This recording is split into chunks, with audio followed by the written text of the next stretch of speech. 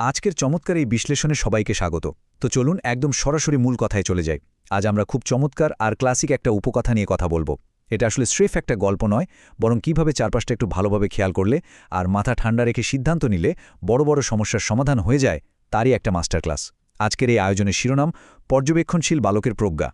আচ্ছা, শুরুতেই একটা অদ্ভুত প্রশ্ন নিয়ে ভাবা যাক। ধরা যাক কেউ একজন এমন একটা কিছুর একদম নিখুঁত বর্ণনা দিচ্ছে যা সে বাস্তবে নিজের চোখে কখনোই দেখেনি।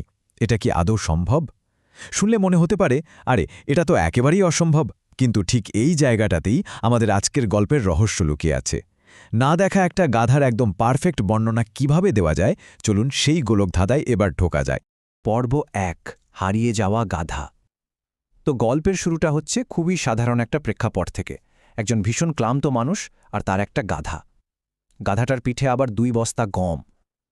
তো সেই লোকটা বাজারের দিকে যাচ্ছিল। পথিমধ্যে দীর্ঘযাত্রার ক্লান্তিতে একটু জিরিয়ে নেওয়ার জন্য তারা একটা গাছের নিচে থামল। গাছের ছায়ায় তো লোকটার গভীর ঘুম চলে এলো। কিন্তু যখন ঘুম ভাঙল, একেবারে আক্কেলগুড়ুম অবস্থা। গাধাটা পুরোপুরি গায়েব। হ্যাঁ, একদম আক্ষরিক অর্থেই উধাও। আশেপাশে কোথাও তার কোনো চিহ্নই নেই। সহজেই অনুমান করা যায় লোকটার সাথে সাথে কতটা চিন্তায় পড়ে গেল। সে পাগলের মতো চারপাশের সব জায়গায় তার সেই হারিয়ে যাওয়া গাধাটাকে খুঁজতে শুরু করল। পর্ব ২, এক অদ্ভুত বর্ণনা।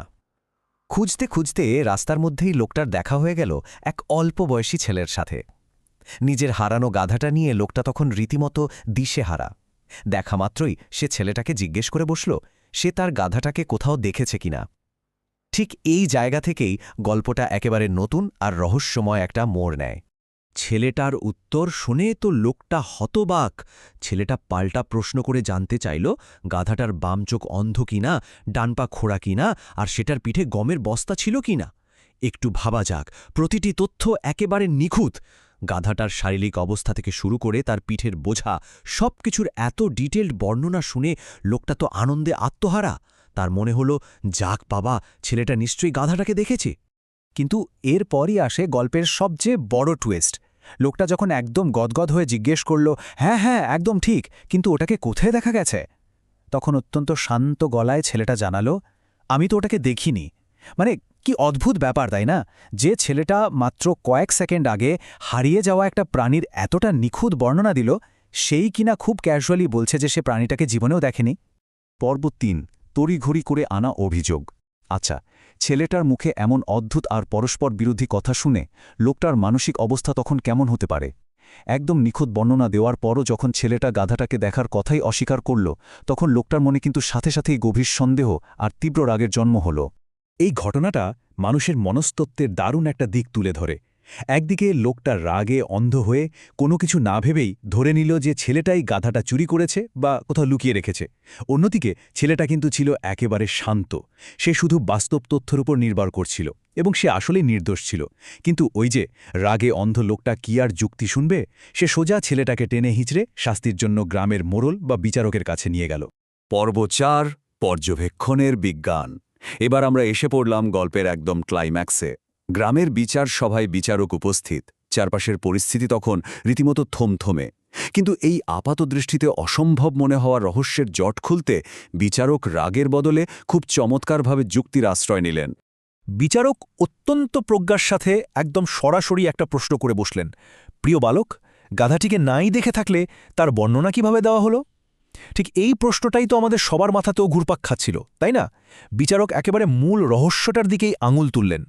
এরপর ছেলেটা যে ফরেনসিক স্টাইলের ব্যাখ্যাটা দিল সেটা জাস্ট অসাধারণ। সে বলল, রাস্তায় ডান আর বাম পায়ের ছাপ আলাদা ছিল, তার মানে প্রাণীটা খুঁড়িয়ে হাঁটছিল।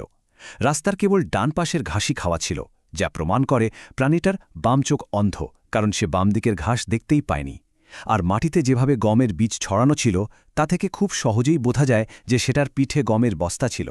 মানে চারপাশের পরিবেশ থেকে পাওয়া ছোট ছোট সূত্রগুলোকে জুড়ে দিয়ে ছেলেটা যে কতটা নিখুঁত সিদ্ধান্তে পৌঁছেছে তা সত্যিই অবিশ্বাস্য। ছেলেটার এই তীক্ষ্ণ বুদ্ধিমত্তা আর চারপাশকে খেয়াল করার ক্ষমতা দেখে বিচারক তো পুরো মুগ্ধ।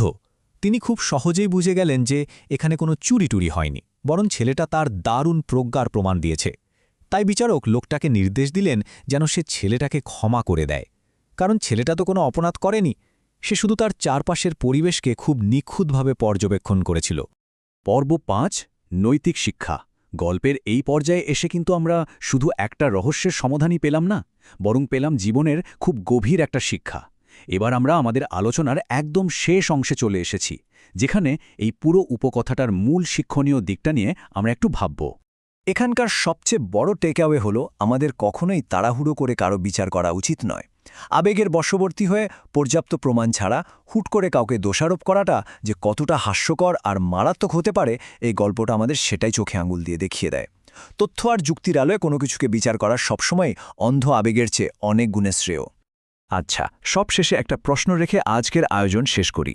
দৈনন্দিন জীবনে শুধুমাত্র প্রমাণের দিকে একটু নজর না দেওয়ার কারণে আমাদের মনে কতবার এমন অযৌক্তিক রাগের জন্ম হয়। আমরা যদি ওই ছোট ছেলেটার মতো চারপাশটাকে আরেকটু নিখুঁতভাবে পর্যবেক্ষণ করতে শিখি, তাহলে হয়তো অনেক ভুল বোঝাবুঝি থেকেই খুব সহজে বেঁচে যাওয়া সম্ভব। এই ছোট্ট কিন্তু দারুণ চিন্তার খোরাকটি আজ সবার জন্য রেখে গেলাম।